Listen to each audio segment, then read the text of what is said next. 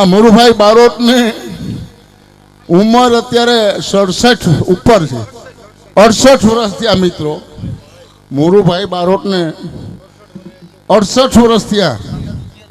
47 kilo એનું વજન છે અને હવે 48 કિલો થવાનું જ નથી, પણ એનો પહાડી અવાજ આપણે બધાને મોજ કરાવે છે। ધન્યવાદ છે મુરુભાઈ બારોટને। અને હવે આપણા સ્થાનિક કલાકારો છે એને 5-10 મિનિટ કે જે ઈચ્છા હોય એ પ્રમાણે હું નિમંત્રણ આપું છું।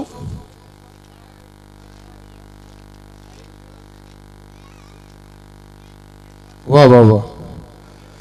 છાયાથી પરમાર પરિવારના નિમંત્રણે માન આપણી વચ્ચે ઉપસ્થિત થયા છે એવા મેરુભાઈ નબાભાઈ ભોતિયા તરફથી 2100 રૂપિયા ધર્મના કાર્યમાં આપે છે, તો આપણે તાળીઓનો પ્રતિભાવ આપીએ મિત્રો। આપણા સૌ તરફથી ભાઈ શ્રી મેરુભાઈનો નમસ્કાર સાથે હાર્દિક આભાર માનું છું। અને આપણા ગામના જ આ કલાકારો છે એને આપણે સૌએ પ્રોત્સાહિત કરવા જોશે। અમે પણ શરૂઆત કરીને ભાઈ ત્યારે અમારી પાસે બાઠિયું નહોતું, આંગળી નહોતી, એક એક કરીને માગી, કારણ કે છાયામાં અમે છે ને અલગ અલગ ગામના ભેગા થયા છે। ઘેરના એ કલાકારો છે ને બરડાનાય છે, એમાંય અલગ અલગ ગામ છે પાછા, કોઈ રાતિયા ને કોઈ ગોસા ને આમ બરડામાં પણ અલગ અલગ ગામ। એકતામાં અનેકતા ને અનેકતામાં એકતા છે અને તો જ સુશોભિત લાગે છે મિત્રો। તો આ ભગવતીની કૃપા હોય, વડીલોના આશીર્વાદ હોય એટલે સ્ટેજ મળી ગયું છે અમને। બાકી તમને બધાને આ આવડે છે, તમારા બધામાં શક્તિ છુપાયેલી છે, તમે પ્રગટ નથી કરતા એટલો જ ફરક છે। એટલે આ બાળ કલાકારોને પણ આપણે પ્રોત્સાહિત કરીએ। અમે પહેલો કાર્યક્રમ ભાઈ આપ્યો ને, પહેલો જ વહેલો, ત્યારે 25 રૂપિયા મારો ચાર્જ હતો અને ત્યારે ગીત ગવાતું નહોતું, 2 ઢોલ અને 1 શરણાઈ આપણી સંસ્કૃતિમાં હતા। એમાં 10-10 રૂપિયા 2 ઢોલ ને 1 શરણાઈને આપ્યા, 5 રૂપિયા ઘટ્યા એટલે ખીચામાંથી અમે આપ્યા। આ રીતે અમે શરૂઆત કરી હતી। એટલે શરૂઆત ધીમે થાય। 68 વર્ષ થયા। 47 કિલો એનું વજન છે અને હવે 48 કિલો થવાનું જ નથી, પણ એનો પહાડી અવાજ આપણે બધાને મોજ કરાવે છે। ધન્યવાદ છે મુરુભાઈ બારોટને। અને હવે આપણા સ્થાનિક કલાકારો છે એને 5-10 મિનિટ કે જે ઈચ્છા હોય એ પ્રમાણે હું નિમંત્રણ આપું છું।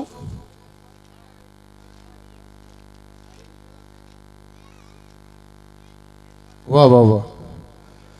છાયાથી પરમાર પરિવારના નિમંત્રણે માન આપણી વચ્ચે ઉપસ્થિત થયા છે એવા મેરુભાઈ નબાભાઈ ભોતિયા તરફથી 2100 રૂપિયા ધર્મના કાર્યમાં આપે છે, તો આપણે તાળીઓનો પ્રતિભાવ આપીએ મિત્રો। આપણા સૌ તરફથી ભાઈ શ્રી મેરુભાઈનો નમસ્કાર સાથે હાર્દિક આભાર માનું છું।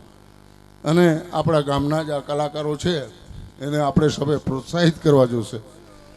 અમે પણ શરૂઆત કરીને ભાઈ ત્યારે અમારી પાસે બાઠિયું નહોતું, આંગળી નહોતી, એક એક કરીને માગી, કારણ કે છાયામાં અમે છે ને અલગ અલગ ગામના ભેગા થયા છે। ઘેરના એ કલાકારો છે ને બરડાનાય છે, એમાંય અલગ અલગ ગામ છે પાછા, કોઈ રાતિયા ને કોઈ ગોસા ને આમ બરડામાં પણ અલગ અલગ ગામ। એકતામાં અનેકતા ને અનેકતામાં એકતા છે અને તો જ સુશોભિત લાગે છે મિત્રો। તો આ ભગવતીની કૃપા હોય, વડીલોના આશીર્વાદ હોય એટલે સ્ટેજ મળી ગયું છે અમને।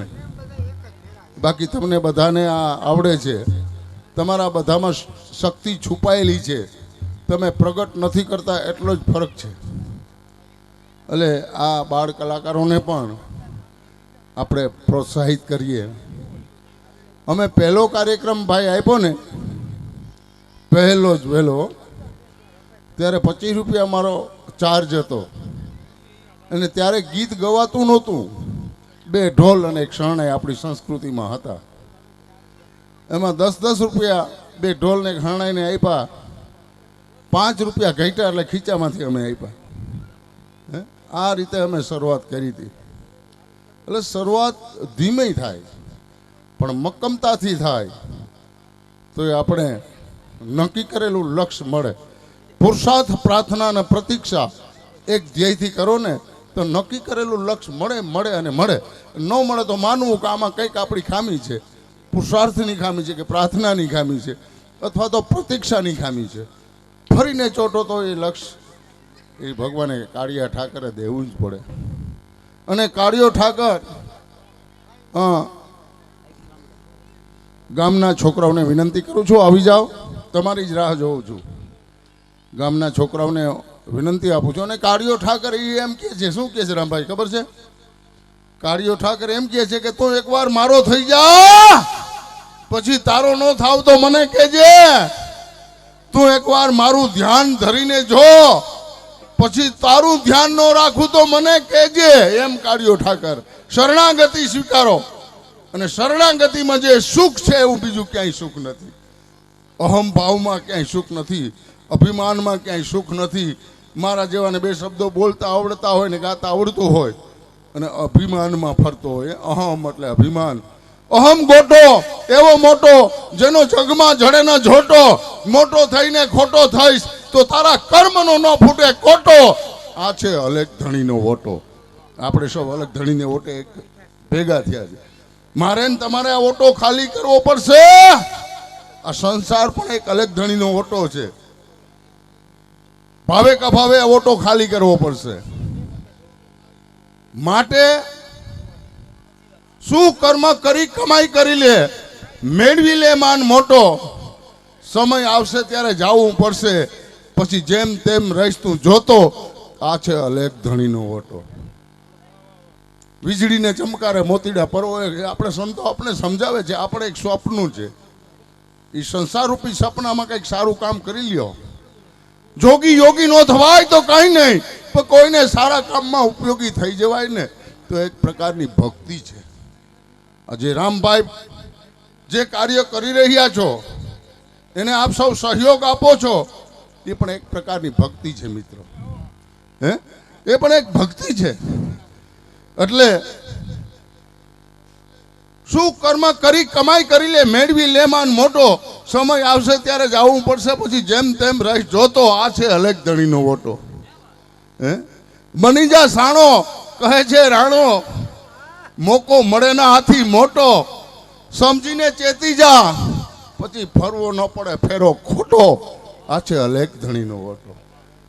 મિત્રો, મનુષ્યનો અવતાર આપણે નસીબદાર હોય તો જ મળે, તો એ અવતારને આપણે સફળ બનાવીએ.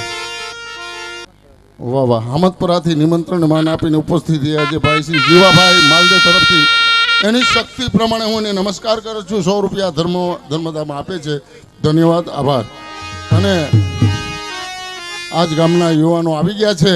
ભાઈ એ તમે ભણવામાં ફર્સ્ટ ક્લાસ લઈ આવજો. બાકીની અમારી કરશનભાઈની ને અર્જુનભાઈની લક્ષ્મણભાઈ બાપોદરાની જવાબદારી છે તમને આગળ લઈ આવવાની. ભણવામાં હોશિયાર હોવા જોઈએ.